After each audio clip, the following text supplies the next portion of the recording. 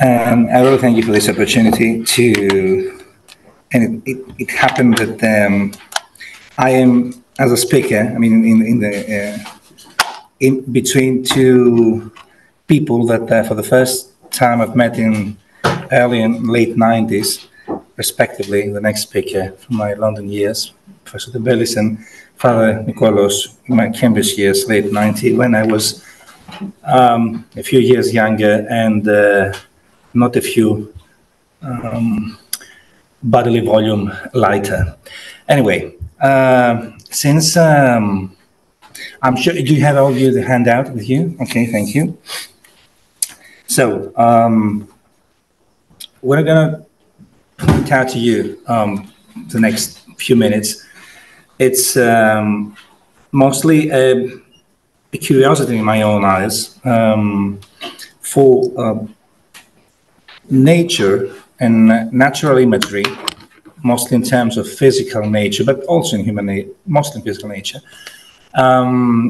It's not something that one might expect to find in the works of the Corpus Dionysiacum. I mean, the literary output attributed to St Dionysius Areopagite, whose feast day is today, by the way.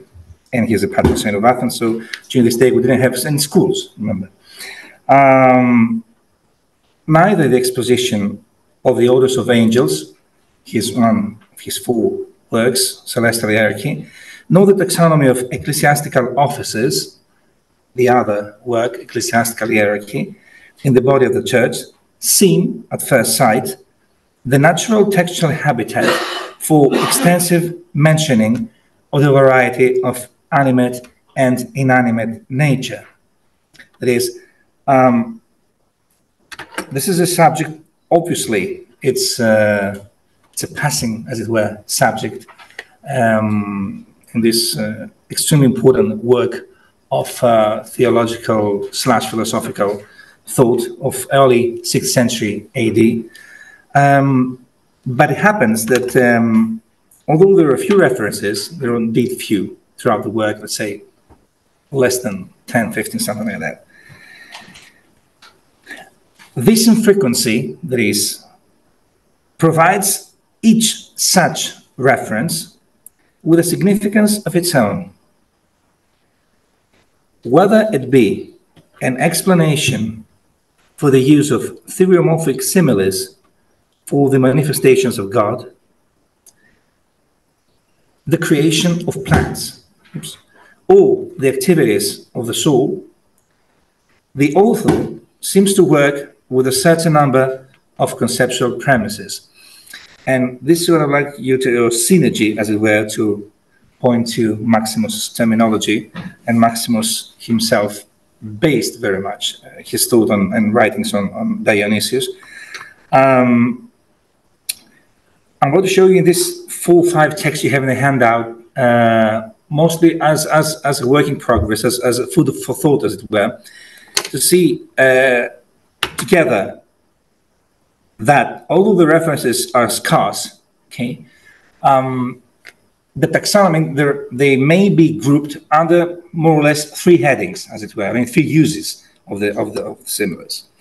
So, the majority of these relatively few references to nature, as such, displays the most influential of the premises. The first one, namely, the anagogical reading of the scriptural evidence when it comes to descriptions of the Holy Trinity or the angels, are passages A1 to A3 in your handout. That's why they have been grouped under the rubric natural imagery as a cipher, something, I mean, to be, deciphered, as it were. Dionysius' main argument is a cautionary reminder not to take the anthropomorphic, the theriomorphic, or any other such imagery at face value. Of course, you may understand that he uses a lot of images from Old Testament and New Testament. So that's where, most of them, the Old Testament, that's where he talks about this similes that God or the angels are likened to, let's say, fired wheels or people, I mean, the angels, the anthropomorphic angels, or some animals. We'll see in a few minutes what he is talking about. The theriomorphic or any other such imagery at face value. For these fictions, that is, narratives, fictional narratives, need to employ a visual vocabulary men can relate to. The main aim is pedagogical, that is, to make the shapeless and beyond sensible comprehension celestial beings, meaning the Holy Trinity and the angels, comprehensible to men, corporeal men, that is. But they should not be mistaken as a true reality. In other words, the author says that these are very helpful, very important similes, imagery is okay, but they are just like that. In reality, we should not think, e.g., for as angels, as beautiful young men, because angels do not have a gender, so yeah, sexual gender was sex, sorry. It's mostly a kind of approximation of truth, but not the truth itself, as it were. Just to give you an example. Passage number 1 in your handout provides, in a nutshell, Dionysius' main argument and the basic taxonomy of faunal imagery. That's why I'm not going to read any of it. You can just check the translation yourself, simply to point out that in this passage, which I have quoted more or less in full, the last sentence is practically what Dionysius believes about the use of these poetic, sacred, fictional narratives or images, if you like, in order to describe the noes, these intellects, meaning the angels, that they lack any shape, any kind of sensible form, that is, form that may be apprehended and by our senses. And he points out about the anagogical, that is, the attempt, the use of these images to help us assent to the true nature, to the true reality of these beings, which is approachable to us only by approximation. So, in these examples he gives, he mentions oxen. Okay, I have highlighted these references. Lions, and I remind you, these older images, mostly from the Old Testament. Okay, the angels are likened to oxen, to lions, to eagles, and especially it's more that he uses poetic, as it were, a way. I mean, epic-like way of. I think the eagles that they have a crooked beak. All right. Feathery wings, okay, horses, and the anthropomorphic part of the angelic imagery, bless you, highest military officers as imperial bodyguards. That is, remind you, we're in the early 6th century, and we know that the imperial, the appearance of the imperial court in Justinianic times, and later on, of course, influenced the representation of angels in art and in everyday people's perception. Now, passage A2 does the same, but in this case, the imagery refers to the Holy Trinity, which is mentioned by Dionysius with the usual syntagmatic form therhikes ekphandories. Okay, so the Holy Trinity has been represented with all possible types and classes of inanimate physical entities. Here we have mostly inanimate entities. Okay, and these classes of entities are grouped, as is usually the case with Dionysius' thought, in 3 groups. From the highest, the most honorable of the sensible objects or entities, choose your word, phenomenon timion. The Holy Trinity has been likened to the Son of Justice, okay, Jesus Christ in this case, the morning star, and all shining light. from the middle ones, that is, the physical entities that they are either at the top scale or at the lower bottom.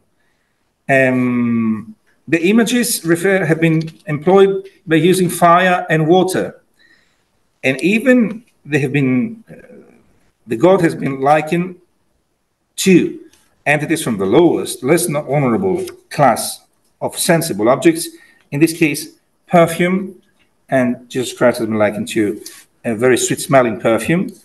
And by the way, in the ecclesiastical hierarchy, Dionysius devotes a few paragraphs of how the mystery of myrrh has an anagogic effect by, in a sense, invoking Jesus Christ as a sweet-smelling perfume and so on. And, of course, the cornerstone. Passage number 3 brings forward the most compact and powerful vegetal imagery in the corpus.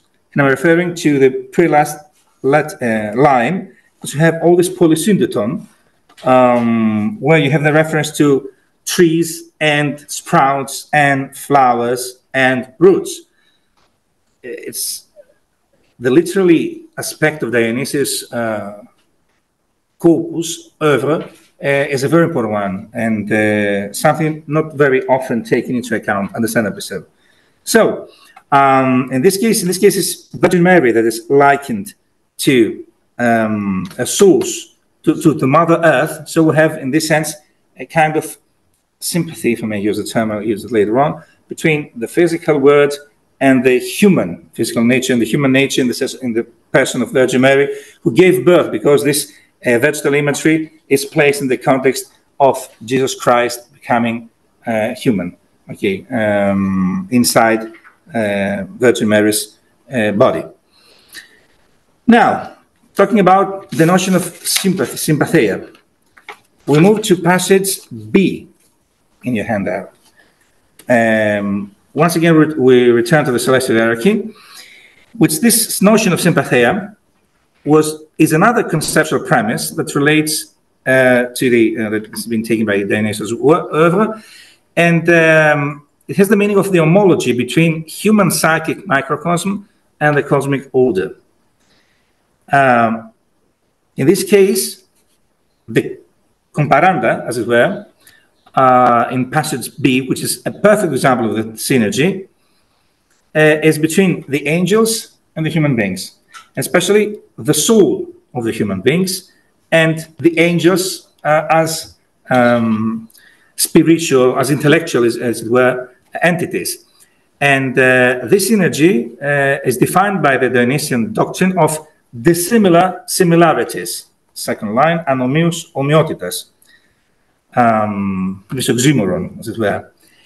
The irrational parts of the human soul, the spirited and the appetitive one, share a common name, but this meaning common name with the angelic dispositions, as it were, but display different attributes when applied in the material or the immaterial world.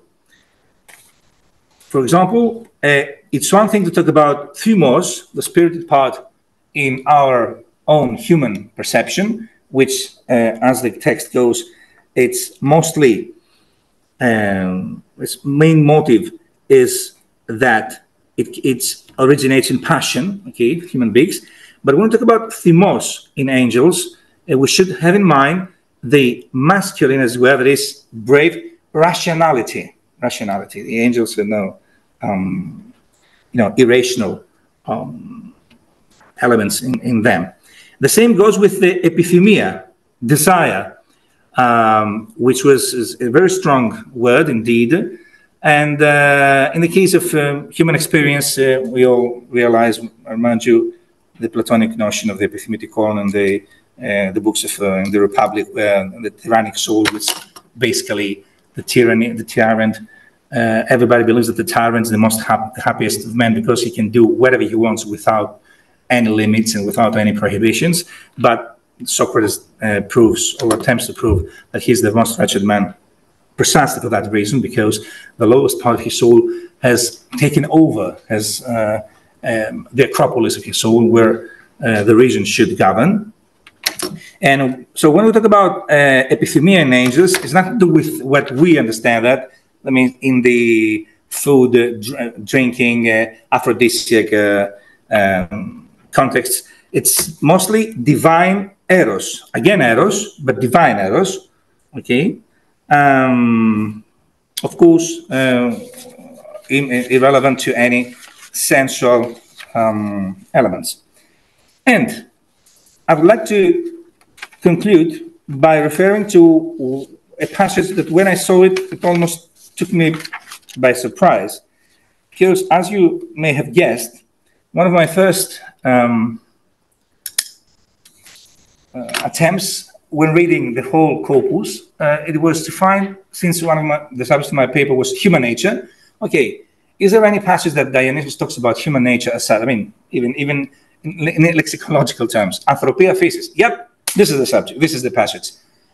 But here Dionysius uses one of the most powerful paraprosdokian. He plays with the expectations of his reading public or listening public, depending on how one imagines these works to be published. Passage number C in your handout, please, talks about the real human nature, as it were. For it is a tantalizing fact that Dionysius refers only once to the notion of human nature by name, all right, in this passage. Yet, it does so in a counterintuitive manner. For him, the real human nature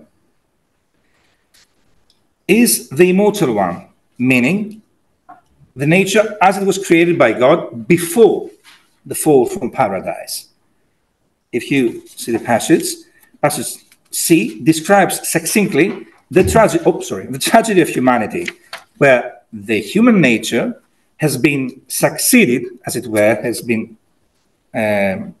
taken over, remember the Platonic equivalent, by a life of wretchedness, polypathestati zoe, and men, because of the bad use of their own free will, chose, as it were, to erase his true colors in terms of human nature before the fall and embrace death instead of eternal life. Thank you very much.